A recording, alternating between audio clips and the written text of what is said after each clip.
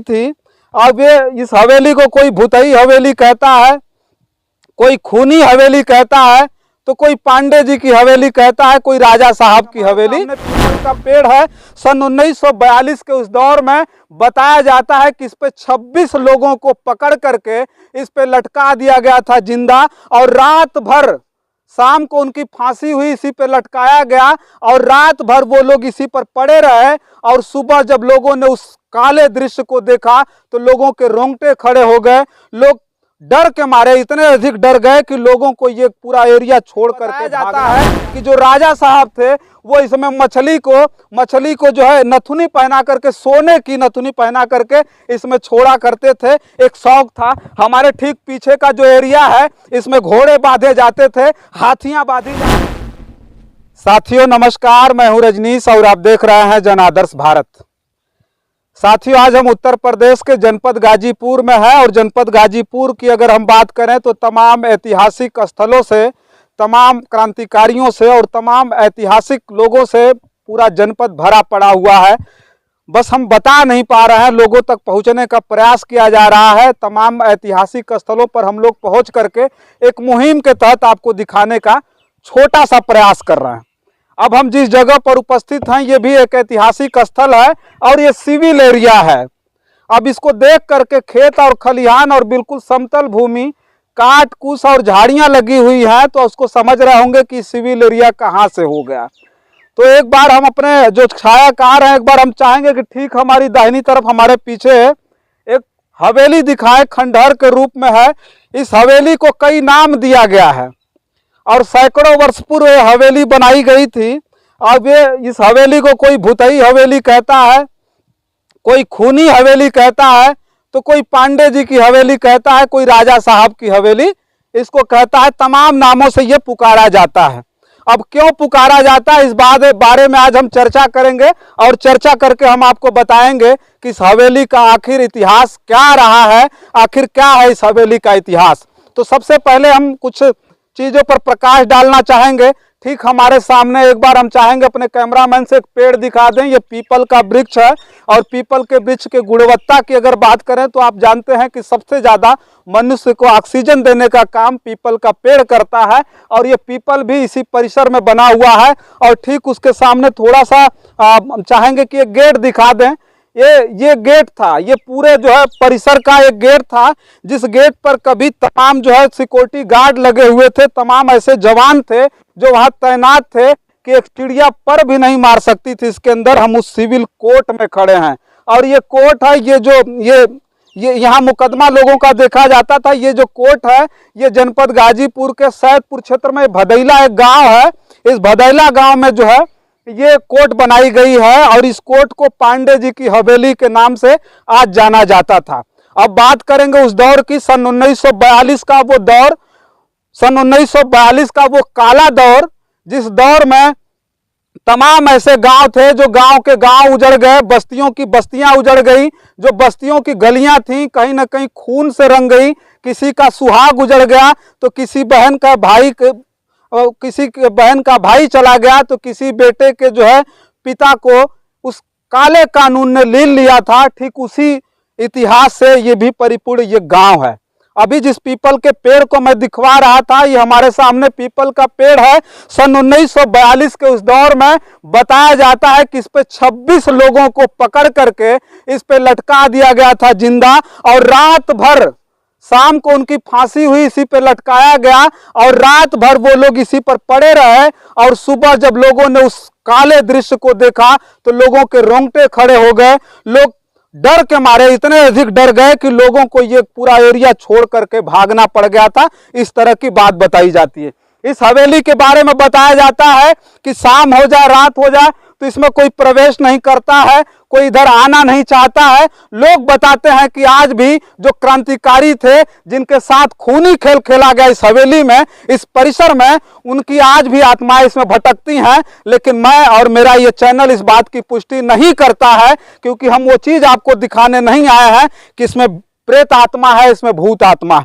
तमाम लोग हैं, उस परिवार के लोग हैं। पांडे जी की हवेली थी, रामनाथ पांडे जी का नाम आता है, वो मजिस्ट्रेट थे। और हमारे ठीक बाईं तरफ एक बार मैं चाहूंगा चल के हमारे जो छायाकार हैं एक बार दिखाएं। एक ऐसा पोखरा है जिस पोखरे के बारे में भी वर्णन करेंगे, और उस पोखरे के बारे में वर्णन कर रहे हैं तो इसे मत सोचिएगा कि किसी को डुबा करके इसमें मारा गया था। इसका भी एक अलग इतिहास है। इस पोखरे को बनाया गया था, यहाँ जल संरक्षण किया जाता था। ये जल संरक्षण इसमें इसलिए किया जाता था कि जो राजा साहब थे उनको बड़ा शौक था मछलियों का, और इसमें पानी संरक्षित इसलिए किया जाता था कि इसमें जो पानी संरक्षित होता था उसको लोग पीते थे। एक बहुत बड़ा बरगद का पेड़ था, उस पर भी फांसी दी जाती थी, और उस बरगद के पेड़ ने लगभग आधे इस पोखरे को पूरी तरह से ढक रखा था।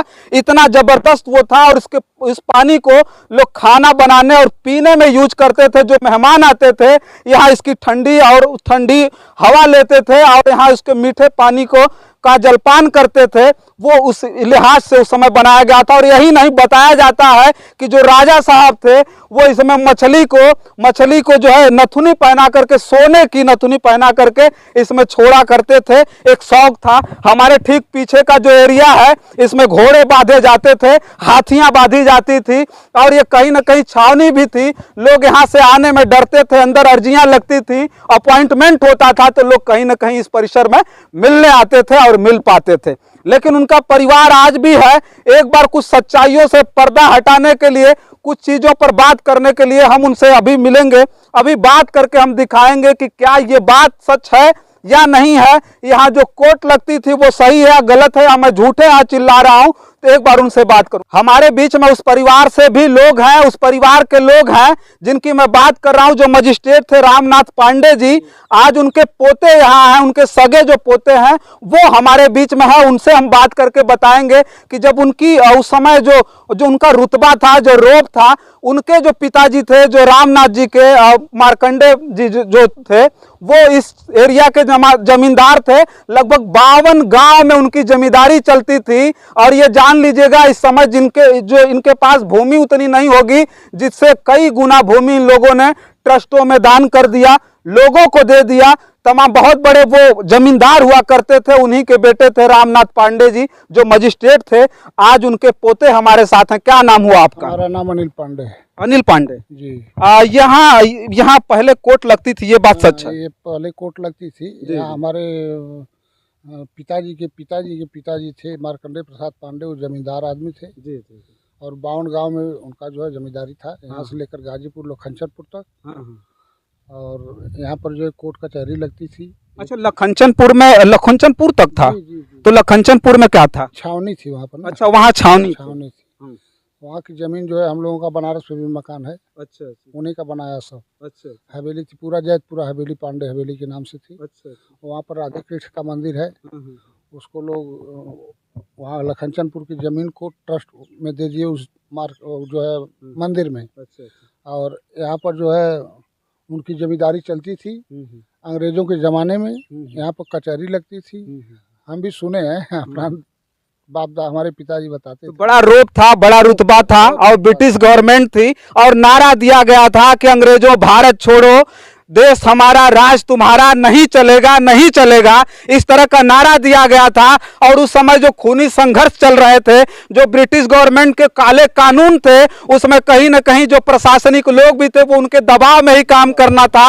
और तमाम लोगों के साथ जो किया गया सन 1942 में, गांव के लोगों को पकड़ पकड़ करके रौदा गया था, उसका इतिहास इस हवेली से मिलता जुलता है। लेकिन उस परिवार के लोग आज कहीं ना कहीं समाज सेवा के नाम पर, इस परिवार में बहुत कम लोग बचे हुए हैं।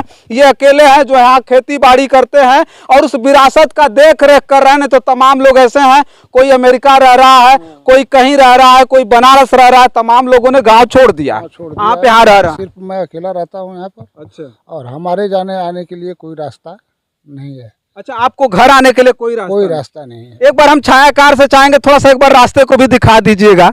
ये रास्ता है ब्रिटिश गवर्नमेंट में जो जमींदार थे और ब्रिटिश गवर्नमेंट में मजिस्ट्रेट थे, आज उनका परिवार कहीं ना कहीं यहाँ रह रहा है। और इस रास्ते की अगर शक्ल को आप देखेंगे तो समझ में आएगा कि वाह रे सरकार और वाह रे यहाँ के जो जनप्रतिनिधि हैं, बेलगाम जनप्रतिनिधियों की बात करता हूँ। इस परिवार को जाने के लिए कोई रास्ता वास्ता नहीं है। मैं समझता हूँ कि ये इनके जमीन में ये रास्ता होगा, उसको भी सही से नहीं बनाया गया है। ये कह रहा हूँ, मैं गलत कर रहा हूँ? ये आपकी जमीन में है? जी जी हाँ। हमारे गांव की हमारे जमीन में पोखरा था। हाँ। इसको लोग ग्राम समाज करा दिए। हाँ। यहाँ भी आने का रास्ता नहीं है। अच्छा।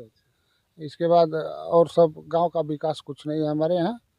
20 वर्ष से तो मैं देख रहा हूँ। जनपद गाजीपुर की बात करें तो लगभग सैकड़ों ऐसा जो है पोखरा होगा जिसको मान सरोवर घोषित कर दिया गया है। और मान सरोवर को समझिए कि मान सरोवर की लागत ऐसी है कि 50 लाख से लेकर के 60-70 लाख तक की जो धनराशि है उस पर मुहैया कराई गई, उसका सुंदरीकरण कराया गया। अगर ये बता रहा है कि ये पोखरा इनकी जमीन में है, उसको गांव समाज घोषित कर दिया गया है, लेकिन इस पोखरे की शक्ल ऐसी है, ऐतिहासिक पोखरा है और जिसको मान सरोवर बनाना चाहिए था, वहां आने के लिए कोई रास्ता नहीं है। उसकी स्थिति ऐसी है कि मुझे लगता है कि कभी इसकी ठीक ठाक से मरम्मत भी नहीं हुई होगी। आज पानी इतना गंदा है जिसमें पानी लोग कभी पिया करते थे। इसमें पानी पिया करते थे। यहाँ लोग आते थे, हथियाराम के बाबा जी 3-3 4-4 रोज रहते थे। अच्छा। और उनके जितने सब साधु संत थे जो है चेले, सब यहाँ पानी पीते थे और बाटी चोखा लगाते थे। हम लोगों को घर से अनाज पानी दिया जाता था उनको। और हमारे मजिस्ट्रेट के पिताजी थे मार्कंडेय प्रसाद पांडे। ये सामने जो देख रहे हैं गेट के बाहर, यहाँ पर 50 हड़िया नहीं चढ़ती थी तो खाना नहीं खाते थे। अच्छा। उनका ये वो जमींदार थे, रुतबा था एक। रुतबा था। इसी तरह यहाँ के सब जो है तो अभी उपेक्षा होती है तो दुख होता है कि नहीं होता? दुख हो रहा है ना, बहुत ज्यादा। कहने में दुख हो रहा है ना। चलिए हम आपको दिखा रहे थे कि ऐतिहासिक जगह, और ऐतिहासिक जगह मैं दिखा रहा हूं, और ऐतिहासिक जगह दिखाने उखाने से कुछ होगा नहीं, क्योंकि सरकारों की भी नजर इस पे नहीं